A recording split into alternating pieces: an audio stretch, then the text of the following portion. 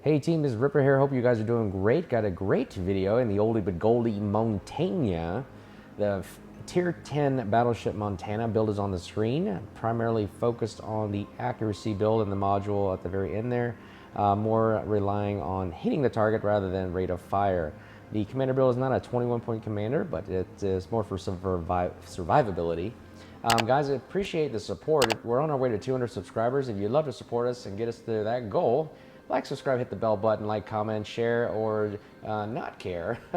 And like and comment on the videos if you also dislike things. Definitely, I love the feedback. It helps out the channel, but also brings up a lot of discussion in the community, which I do like the community. It's really awesome.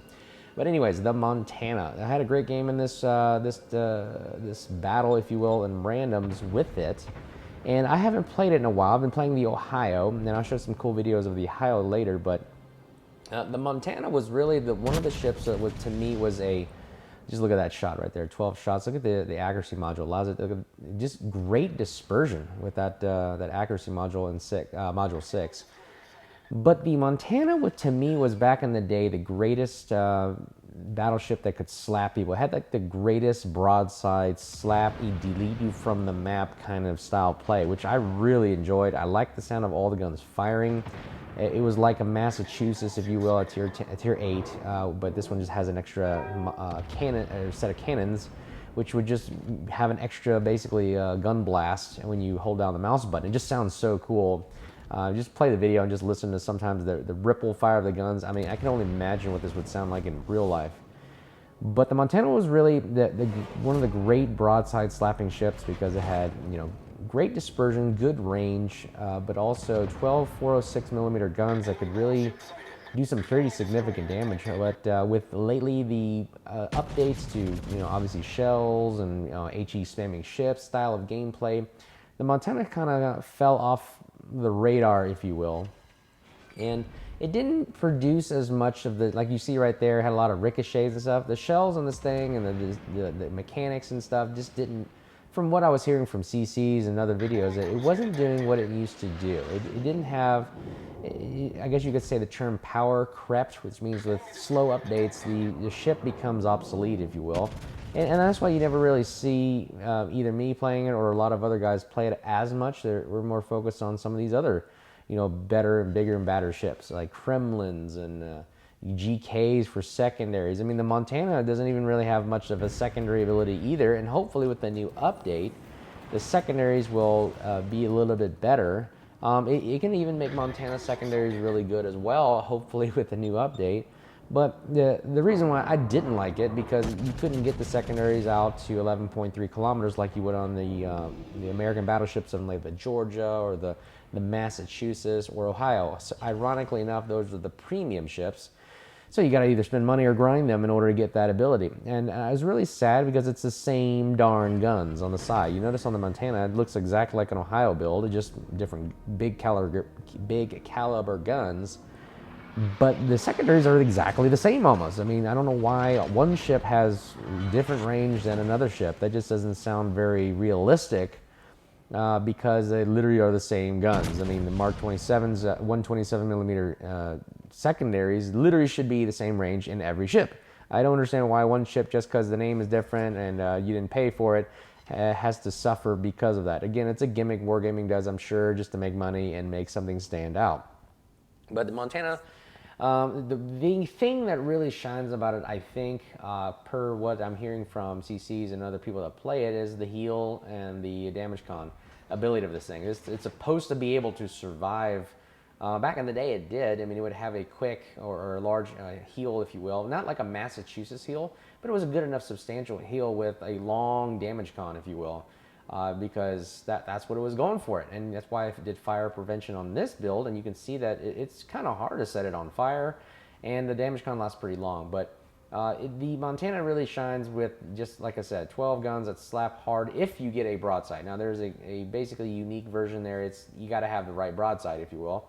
But it also, I've found, and you'll see this video, like sometimes you can really, if you aim at superstructures that are bow in, you can do some serious damage with the plunging arc of the AP shell. So again, I feel like right now, that Goliath right there, if I just aim slightly, if he's moving into us, and I aim slightly above his bow, boom, right there. You get some damage, 558. We only get 2 penetrations, but it's really hard with the wonky dispersion and, you know, the best you can do, especially with angling, of a 406mm shell. So what we're going to do really is push a cap. And I like the thing about the Montana is like you can push hard on a cap and flank somebody and wait till someone exposes broadside. Like this is Goliath right here. Which really, look at it. Oh my gosh, this is the prettiest sight you'll ever see.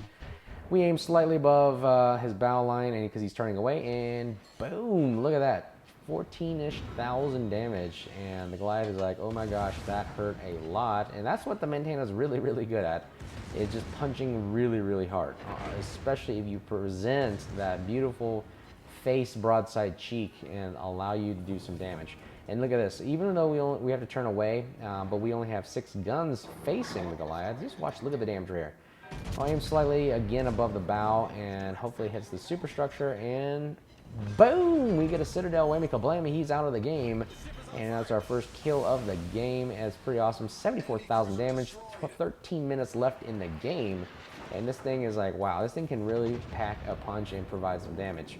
So we're going to turn back around because there is a DD in here I do not want to play around with. So I'm going to basically head back towards C-Cap, which is now being recapped, and this Marceau is trying to set a fire on me. He's finding it very difficult to do anything. Again, that's the beauty about some of the armor on this thing, as well as the fire prevention. Hopefully helps. Oops, sorry, Conqueror. And there it is. There's that fire. Darn it. So at least the fire only lasts about 30 seconds. We've got a lot of the captain abilities, and the modules allow it to reduce 15% of the damage and reload. So that's why I like that. If I didn't, it'd probably burn for a good full minute. But anyways, we're going to go back here and hopefully contest the C-Cap while A and B are being held by our team pretty well. It looks like half the red team is gone, and it looks like we might have the advantage here. So we're going to head back and have a little bit of fun. And yeah, again, the Montana, look at the range on this thing. I mean, the range is pretty decent, 23, and then we haven't even used a spotter plane yet. You can get this thing out to probably 27, 28, maybe, I don't know about 30, but it's pretty rangy. Boom, boom, boom, boom, boom. Look at that. Just over pins, 1 pin, torpedo hit. Yeah, not the greatest at long range. That's why, again, I like getting more up close and personal with secondary builds for the American-style battleships, and that's why it's so fun. But GK right in front of us will be our next target, and you'll just see some of the capabilities of the Montana here. Okay, ooh, this is the Colombo turning broadside at us. This is going to be very, very nice. Aim slightly above the water line, and hopefully we get a broadside because he's turning into us. Just look at the beautiful dispersion. Look at that dispersion. I haven't seen dispersion like that in a long time for the Americans. Boom, 5,000, 5,800 damage, and 45. Look at that, about almost 9,500 damage there. We're at 88,000 kills, ladies and gentlemen, and right now the Marceau, ooh, is launching torps, helping the GK out against the Petro and I believe that's another Petro. I can't tell right now on the radar, but yeah, that's actually 2 Petros. I'm really surprised 2 Petros could not take on, and there goes one of them right now, a GK and a Marceau. Very, very odd right there, but looks like they're struggling. Oh, that was a Napoli. That's right. The Napoli was the Italian new premium cruiser with secondary sap shells, but you see the problem with the sap shells, they don't really penetrate very well. Big battleship. And ooh, Marceau is taken out for the, what is it? It's just a flesh room perk right there, and that Marceau really did some damage to both those guys, leaving the GK to us. Now watch this little maneuver right here. And here's a good little bit of tactics procedures here for you guys to look. I aim at his very weak front end of his ship right there, and we get about 12,000-ish damage, 5 penetration hits. Okay, so we're not going to damage counter here. We're going to use our secondaries, let him start some fires, but we are going to turn in and be very patient on this one. Okay, so I know my shells don't really do good, do well. Nose in. I'm not really a good nose in brawling ship, but also I only get 6 if I do this. So what I'm going to do is I'm going to basically what I've seen, a lot of other guys do. I'll even quote Sea Lord Mountbatten, which is a really great guy. Check out his channel. He does some really good videos. I learned this from him, really, where I'm just going to be patient, and I'm going to just wait. I mean, even if he shoots me, I have 65,000 HP. No, you're enemy. Look at that. Okay, yay, whoop-de-doo, I'm down to 52,000. But look, I got 12 guns now, and I'm going to wait for him to show full broadside. And even though I'm a little slightly, I got a little impatient right there. Look at that, 26,000 damage by being patient. He is down to 4,000 health, ladies and gentlemen. So Now I'm going to swing myself away and angle away so I don't show broadside, which is a good benefit. I know he can probably slap me. Look at the shell bounce right there. He can slap me in the rear right now with some of his other turrets, which is going to take some substantial damage here. I got 30,000 hits, so I know I can get my reload and get his broadside. Watch, he's going to shoot me right there in the back. Took some help, but I'm going to aim at his broadside with the last 6 guns. Bam! Whammy kablammy. He's out of the game to take down the GK with a nice broadside. So I like battleship brawls like that. That's called brawling, ladies and gentlemen. That was fun. It's all about being patient and who cries uncle or chicken first, but it's really about the finesse of it and knowing the capabilities of your ship and know where to aim, know the mechanics, study them. I mean, if you have a chance, look at your ship and look at the armor layout. Where's the weakest armors at? So you can determine, like, hey, where can I go, and be patient about it. It's not Call of Duty where you're running around with a knife and going so fast. It's really about a ballet and figuring out, hey, where can I place the shells to provide the maximum amount of damage, and knowing your ship's capabilities. Aiming at the rear aspect of the Petro, which is a very strong cruiser, and boom, whammy kablammy, great broadside hit, and that is the slap I'm telling about the Montana is known for.